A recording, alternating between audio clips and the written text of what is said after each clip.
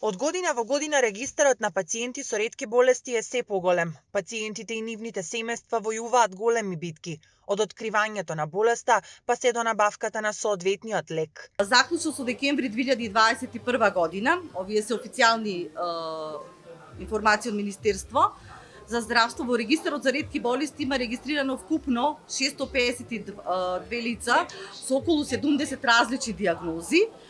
За околу 225 од нив се обезбедува некаква терапија. Со оглед на тоа што само за 5% од сите ретки болести има некаков лек, тоа е со нешто што кубуриме на некој начин со лекови за ретки болести. Лекарите информираат дека последниве 2 години ковид пандемијата значително го отежнала дијагностицирањето на ретките болести, но и самиот третман на пациентите. Одеднаш се прекина оној нормален ланец на снабдување со лекови. Пациентиве со ретки болести не можеа да ја добијат својата редовна терапија која што вообичаено ја набавува, да кажеме, од странство. Некои добиваат преку фонд, но во нефрологија имате лекови кои што родителите сепак сами ги набавуваат од странство. Да се прати биолошки материјал од странство, знаете, се прекинаа сите врски, немаше транспорт, немаше авионски, немаше брза пошта.